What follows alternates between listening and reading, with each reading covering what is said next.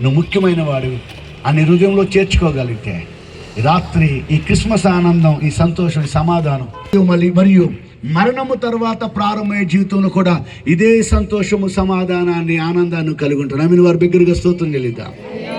సత్రములో యేసుకు మరియు యేసేపులకు స్థలము లేకున్నటానికి గల కారణం, వెలుపల ఉండవలసినవి, బయట ఉండవలసిన వాటన్నిటినీ వారు సత్రములో ఉంచారు. నీ హృదయము కూడా, నీ జీవితము కూడా అలాగే నువ్వు ఉన్నావేమో. ప్రాముఖ్యం కాని వాటి అన్నిటిని తీసుకొని వచ్చి సత్రంలో ఉంచారు. నీ జీవితంలో కూడా ప్రాముఖ్యం కాని పరిమితికి మించిన వాటితో సత్రమును వారు నింపేశారు. పరిమితికి మించిన వాటితో. ఆటో మీద వెళ్తూ ఉంటే మనం ప్రయాణం చేస్తాం. ఆటో ఏ కంపెనీ వాళ్ళైనా మ్యానుఫ్యాక్చర్ చేసినప్పుడు వాళ్ళు యొక్క ఉద్దేశం ఏమిటంటే నలుగురు మాత్రం ప్రయాణం చేయాలని రాస్తారు. మీరు ఆటో ఎక్కేటప్పుడు ఒకసారి చదవండి, 4 in all అంటారు.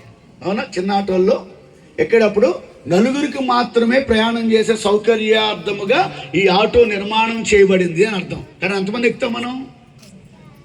వాళ్ళు ఒళ్ళో కూర్చొని, అక్కడ పక్కన కూర్చొని అట్లా మొత్తం 10 మంది ఎక్కుతాం. తిరగబడిపోయిన తర్వాత ఈ ఆటో సరిగ్గా నడపలేదని చెప్తాం. మళ్ళీ ఓ పోలీస్ ఆఫీసర్ ఆటో నాపాడు. ఒకరినొకరు దింపుతా ఉంటే ఏకంగా 15 మంది వచ్చారు బయటికి, పిల్ల జల్ల కలిపి. ఆ పోలీస్ ఆయన టోపీ పక్కన పెట్టి ఆడికి దండం పెట్టాడు ఆటో డ్రైవర్ గారికి.